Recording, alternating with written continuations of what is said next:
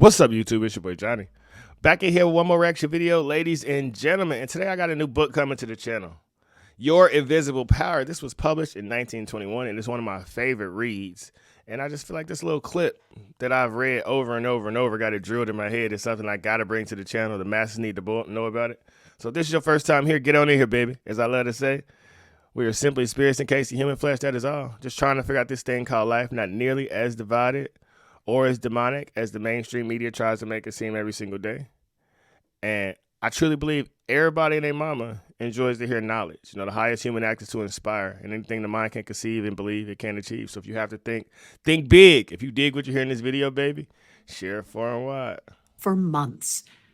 We all know that the balloon was the forefather of the airplane. In 1766, Henry Cavendish, an English nobleman, proved that hydrogen gas was 7 times lighter than air. From that discovery, the balloon came into existence, and from the ordinary balloon, the dirigible, a cigar-shaped airship, was evolved. Study of aeronautics and the laws of aerial locomotion of birds and projectiles led to the belief that mechanism could be evolved by which heavier-than-air machines could be made to travel from place to place and remain in the air by the maintenance of great speed, which would overcome by propulsive force the ordinary law of gravitation. Professor Langley of Washington, who developed much of the theory which others afterward improved upon, was subjected to much derision when he sent a model aeroplane up only to have it bury its nose in the muddy water of the Potomac. But the Wright brothers, who experimented in the latter part of the 19th century, realized the possibility of traveling through the air in a machine that had no gas bag. They saw themselves enjoying this mode of transportation with great facility. It is said that one of the brothers would tell the other, when their varied experiences did not turn out as they expected, "It's all right, brother. I can see myself riding in that machine, and it travels easily and steadily." Those Wright brothers knew what they wanted and kept their pictures constantly before them. And though transportation through the air is in its infancy, we all feel sure that it will become as ordinary a method of travel as is the automobile. All right, look here. Question. Is airplane travel extremely ordinary? We've been to the moon. We have private jets. We're working on flying cars. And something that stands out is a quote from Albert Einstein, that imagination is more important than knowledge, right? And my guys back in 1776 is when this started out, and then it was piggybacked. And look where it got us to right now. So you can look around at the world and say it's all doom and gloom and society is over, or you can look at what's around here and say, hey, I'm gonna make that evolve. I'm gonna do the 2.0. See, we all have a source to the creator, and we all have the ability to produce ideas and give them out to the world. And I'm not saying idea number 1 will work, or idea number 10, or idea number 20.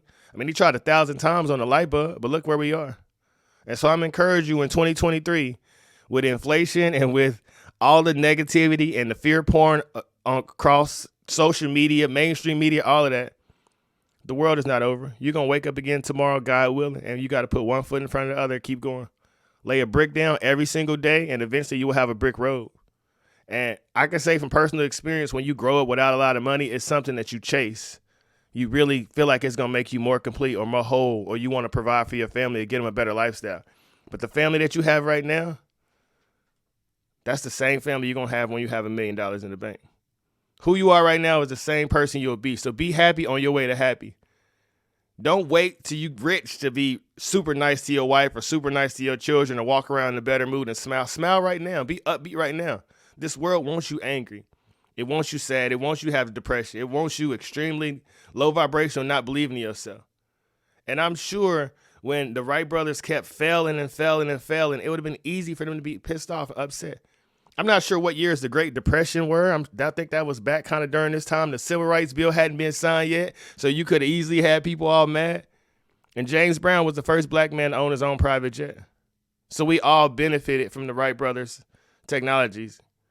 What are you doing right now that the masses of people could benefit from? I know it's extremely low vibrational in the world. That's why you could be the change we wish to see. You could come up with a new idea. You could come up with a new TV show. You can come up with something that changes the energy in the world. Every single one of us. Collective consciousness is real. And so I'm going to keep bringing books to the channel because there's a lot of wisdom out here in these books. And I say it a lot, man. The world becomes your library when you figure out what you want to do. And paying attention is buying reality. So what type of future do you want to create? Start creating it now. If you want a loving future, if you want a happy future, if you want a peaceful future, start creating it right now, today. Don't wait till next week. And the money will come. But money doesn't buy happiness. And I seen a quote yesterday, and it said, I would rather be rich and miserable than poor and miserable. I'm just saying work on not being miserable altogether because the things that were given to you in life from God, those are the things that can't be replaced. Your mother, your father, your brother, your sister, your auntie, your uncle, your children running up and give you a hug, outside laughing at a joke with your best friend. There's a lot of beautiful free moments in this thing called life. We get so caught up on money and trying to pay bills and have all these material things we buy to cover up what's inside. And I've never seen a U-Haul behind a hearse. I've never seen somebody stand up inside of a funeral and talk about someone's net worth. So just be a good person. It's a lot of broken people in society right now. It's a lot of homeless people everywhere. It's a lot of people strung out on drugs and opioids and people deleting themselves.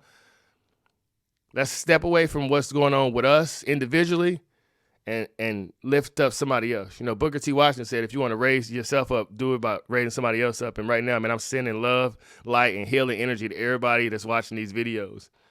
I know it's a lot of people going through hard times. If I can do anything, I just want you to put a smile on your face, and you got to believe in yourself. The better days are ahead. One foot in front of the other.